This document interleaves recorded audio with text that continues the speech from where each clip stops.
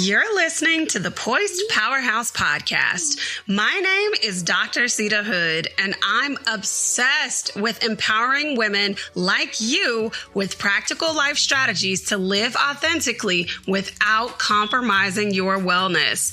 I used to be caught up in the hustle hard mentality until I learned that my quirky little traits I thought weren't that important actually turned out to be the secret sauce I needed to step boldly into my purpose and create impact, not only in my life, but so many amazing women around me.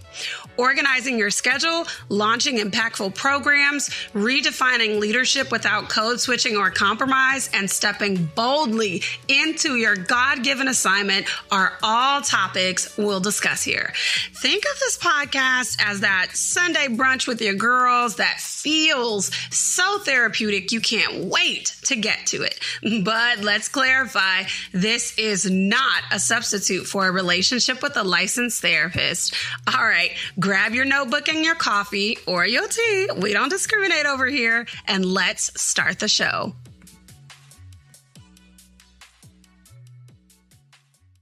Welcome back for another episode of the Poised Powerhouse Podcast. I am your host, Dr. Sita Hood, vision architect and licensed therapist. What's in your mug today? Today we have some good old pumpkin spice coffee. And yes, I'm still doing iced coffee, okay? I'm feeling really, really good. Fall is my favorite season, and that is where we're headed. And I know you hear my voice, and you hear that there's something going on. The good news is I am not sick, and I'm not feeling sick. I just lost my voice from screaming like a mama in the stands for my daughter's track meet. So that lets you know how hard I go for my people, okay? The voice is doing what it does, which kind of sucks because obviously I'm a therapist, so I talk for a living. But it's neither here nor there. It's not the first time it's happened, and it probably won't be the last. But let's get into it. Have you ever heard a female say that she can't be friends with other females because they're too catty? I know that I've heard that before, quite often, actually. And in reality, I think that is supposed to be like a shield of strength or something. But in reality, it makes my heart hurt for that woman.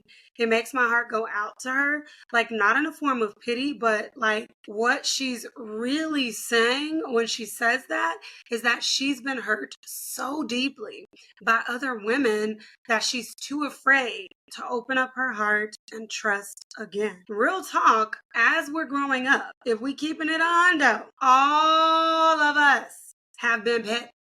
All of us can fall into catty behaviors. All of us have said too much. All of us have gotten too carried away. All of us have done too much and been bogus.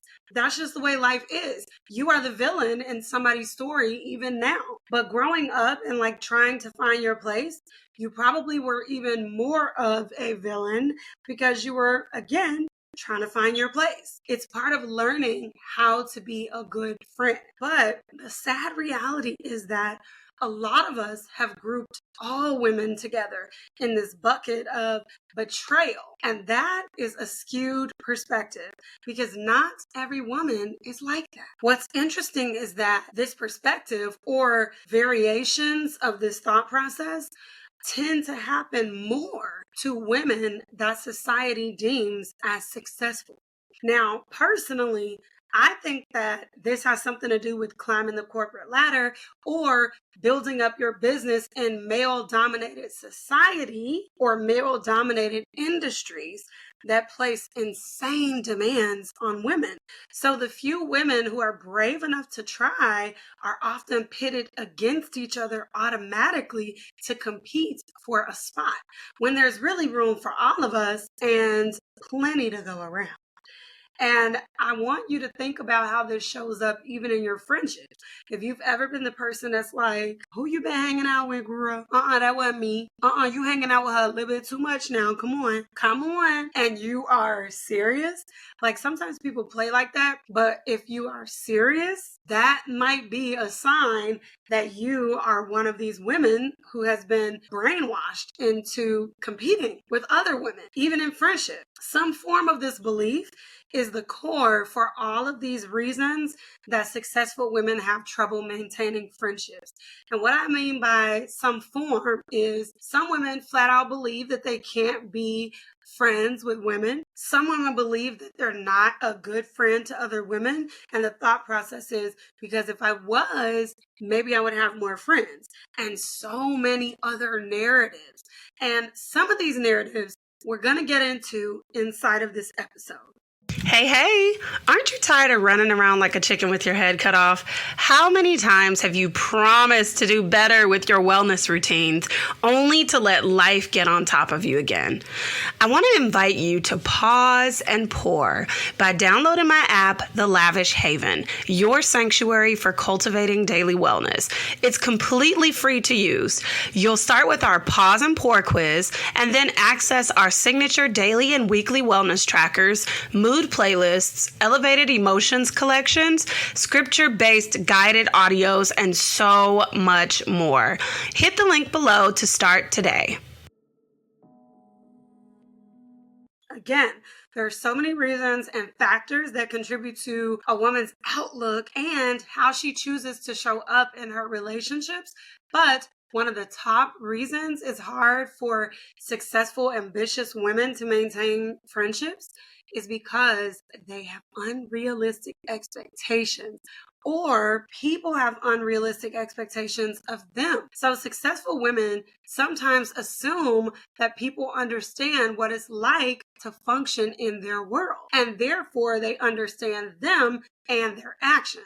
And most of the time, that's just not true. It's just not true. You've got a totally different level of ambition, likely, than most of the people around you. And there could be things that you're doing that don't make sense to somebody that you're attempting to establish a relationship with simply based on their past experiences. I remember when one person and I were just getting to know each other, and she would show up really, really strong in the relationship, and then she would disappear. So she would show up strong, disappear. Show up strong, disappear. And it was a lot of this cycle. And I finally got tired of it because the behavior was so confusing to me. And then once we talked, I understood that she was behaving this way based on her past experiences and how she understood friendships to be. So now when she takes her breaks, I know what it means for her, and I give her time and space because I know that maybe she's going through something, or, there's something there that she needs time to process. And so sometimes people also have the unrealistic expectation to have certain levels of access to you.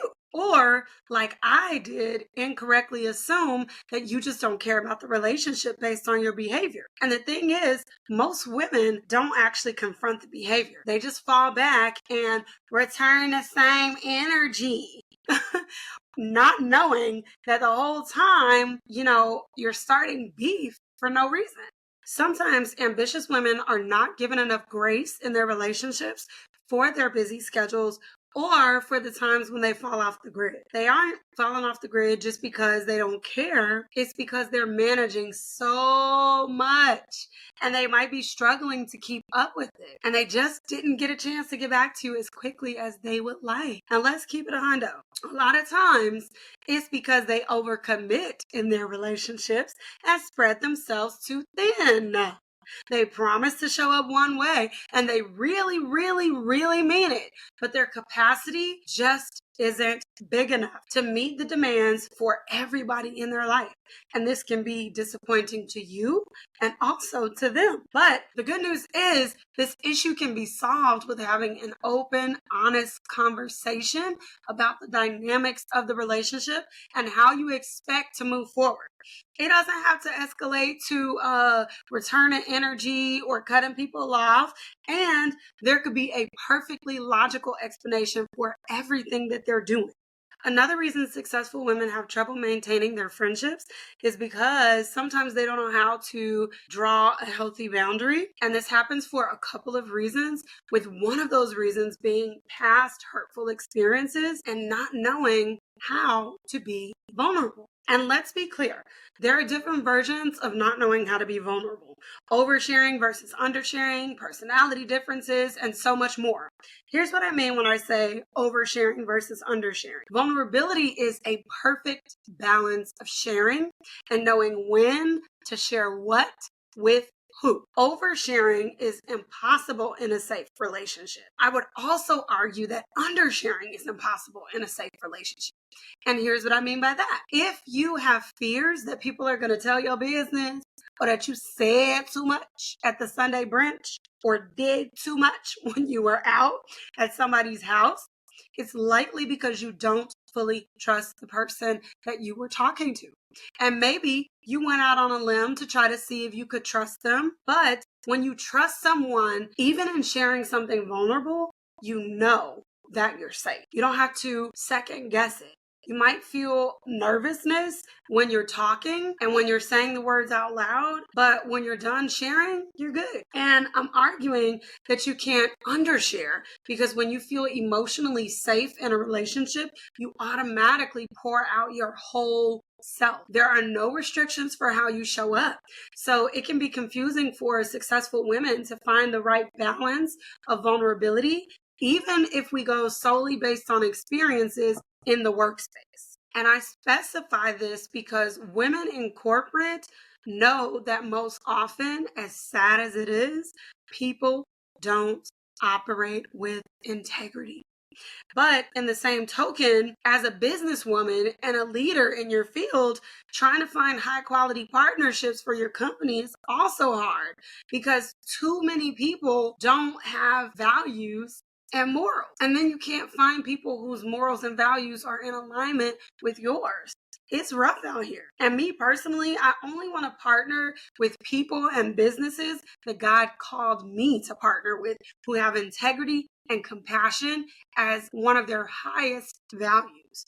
So as a result of these experiences professionally, it can make it really hard to find the right balance of vulnerability personally. And then if we're talking about personality types, when we meet other ambitious women, there's an assumption that they are just like you. You get really giddy, you get excited. It seems like you guys are twins, like it's like twins. Where have you been? Nobody knows me like you do, nobody. But in reality though, even people with the same personality type are not just like you, because their life experiences have made them a little bit different. Now, maybe they understand your personality a lot more than most people, but they're not just like you. And it's easier to just walk away from a relationship instead of carving out the time to take to understand personality differences. Another contributor to your level of vulnerability is if you're one of these ambitious women and your past experiences with your mother were not so great, or even how you saw adult females interact when you were a kid. And see, like, I grew up with shows like Girlfriends, My Girlfriends. Come on, sing it. They're through thick and thin. Right? Mo to the, E to the, hey, Moesha, come on. Full House, Saved by the Bell, Arthur, and all these shows that were rooted in high quality friendships as the basis of the show. So on top of what I saw in real life, I also saw examples of high quality friendships in these TV shows. These past experiences with your mother could be how your mother treated you and how you saw your mother treat her friends or people that she cared about. It's a good idea to pause and take some time and sit down to try and figure out how your mother or your relationship with your mother made you feel, and to try to figure out how your mom's influence shaped your current view of your relationships between women. You never know what you'll find there. And some questions that you might want to consider: did your relationship with her make you want to stay away from females? Or did it make you long for friendships like hers? Is it the reason you struggle with boundaries now? Because maybe you saw her be a ride or die for everybody and the feelings weren't mutual. Did you see her constantly getting hurt by other people? And do you notice that pattern in yourself? Was she a mean girl? And now you are a modern day mean girl. All these things matter. Another contributor to the lack of vulnerability is the fear of mixing business and friendship. And as an ambitious woman, I can tell you that it is so hard when you meet an amazing woman in a space that's not designed for friendship, because all you want to do is be her friend. And what I mean when I say not designed for friendship is I mean in a work context, or for me, therapy, or going to your doctor and your doctor is super cool, or your attorney, and the list goes on and on and on. But I mean, I feel like doctor and attorney, maybe, depending on the context. So you think to yourself, in another context, we could have been solid friends.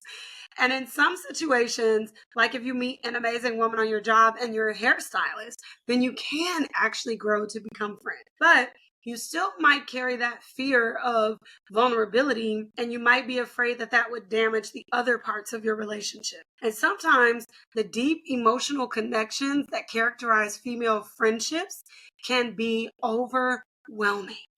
And we can't deny that, because we all got some friendships that are overwhelming, right? Some relationships, some people are a lot. They're a lot to interact with. And you love them to your core. You love them. That's your little bookie, right? But the relationship is a lot. It's a lot. And the intensity of these relationships can lead to conflict and maybe even emotional burnout, not just with that relationship, but with a lot of other relationships, because you're so overwhelmed from the emotions and the weight of that other relationship. This can make it difficult to sustain relationships over time because you are just tired of the emotional roller coaster. And let's be honest, pretty often women take rejection or conflict very personally, okay? And that just adds fuel to the fire. Kind of going back to something we touched on earlier, a marginalized work environment can also contribute to why you might be having trouble maintaining friendships. And I know you're probably like, what? Girl, that ain't got nothing to do. Hold on, hear me out.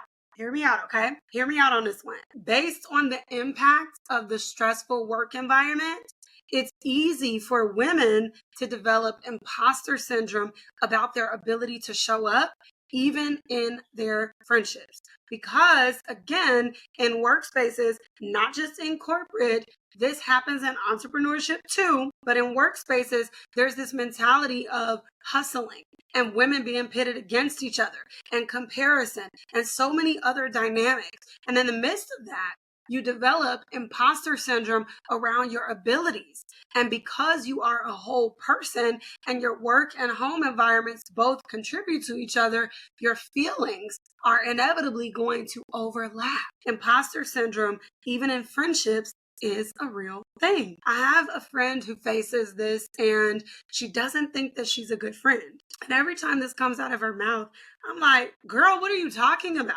You're an amazing friend. I've never seen you fail to show up for somebody. I've never seen you not be clear in your boundaries or even say, hey, I don't have the capacity for that. And that level of communication, that level of emotional intelligence, honey, that is top tier, okay? So stop playing, because one thing I don't do is play about my friends, okay? That's what I be saying. That's all y'all. But okay, getting back to the episode. Anyway, I'll be like, girl, I don't know what you talk about. You're an amazing friend. And listen, now I'm talking to you. Did you know that women of color in particular experience imposter syndrome in their friendships even more than their counterparts do? Specifically due to compounding factors like, and I'm just going to say it, and if you don't like it, that ain't my business, factors like race and gender. And I know people be thinking we be making it up, but we're not making it up. It's because institutionalized racism and gender bias show up everywhere. And so they tend to, women of color, feel like they're not worthy of quality friendships and don't belong in certain spaces. For example, if you live in an affluent neighborhood and you are finding yourself new in that space and it's not something that you're used to, it can be really easy to feel like a phony or to feel like you don't blend in anywhere and to feel like you're not as good of a friend because you don't show up like people in this neighborhood do, where there's a certain cultural norm in this specific neighborhood. So you can feel like you don't belong in certain spaces. You're not worthy of friendships. Of course, specifically due to systemic oppression, which we hate. And of course, Dr. Hood is going to link an article to back up the statements, okay? Because what I'm always going to do is back up what I'm saying with research. You feel me? So you want to check the show notes if you have any questions about that dynamic, because it is a very real dynamic. And that self-doubt that she feels in the workspace and the microaggression that she experiences during the workday most certainly carries over. And I'm going to say it one more time, just for the people in the back, just for the people in the back, just for the folks in the back. If you think that microaggression doesn't exist or that Black people make it up, we not making it up.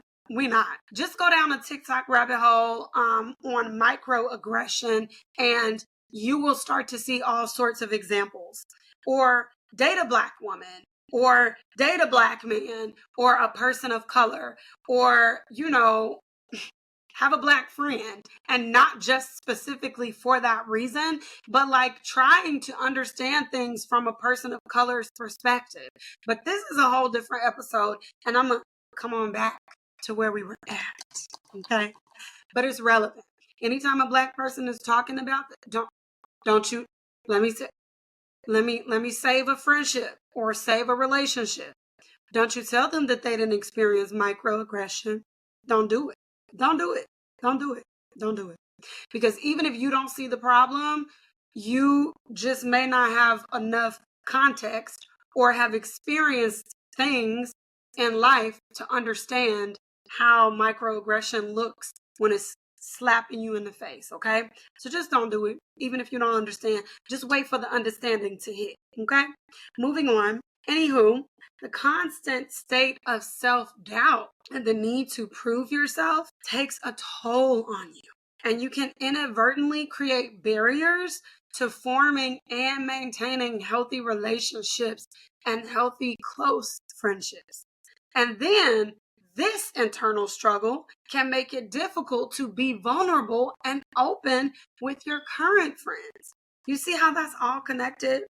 Women in marginalized work environments tend to rely heavy on their friendships to meet their core psychological needs because those needs are not being met in their workspace. They're not being validated as they should in their workspace. And sadly, they will look for these needs to be met even if the friendships are not that high quality. And sometimes the stress and the challenge of the work takes so much of an emotional toll that there's very little energy left for their relationships. Ooh, child. Okay. This one right here, it's a big one. It's a big one. And I call it the social media effect. It's the misconception that if your friendship does not look aesthetically pleasing, if you're not having picnic brunches with your friends, if it doesn't look like what you see on social media, you're not a good friend. But just like so many other things in life, your life experiences are different. Your life is different. You think and you act differently. You're going through different things. So that means that you're going to show up differently. And remember, parts of social media are staged. It's called content creation. And we know this, man. Okay, I just couldn't resist that. Let me know if y'all be getting all of these references that I be throwing in, okay? Because the references be top tier, if I do say so myself. Okay, getting back to the topic at hand, I do love a good aesthetically pleasing Instagram, but I also understand that it's probably not realistic for me to be at my friend's house every day or constantly going out to brunches. Why? Because grown people got bills. Grown people got business. Grown people got purpose. Saved, ambitious women have assignments that the Lord is trusting them to carry out. And part of it could be at brunch, but all of it ain't at brunch, boo.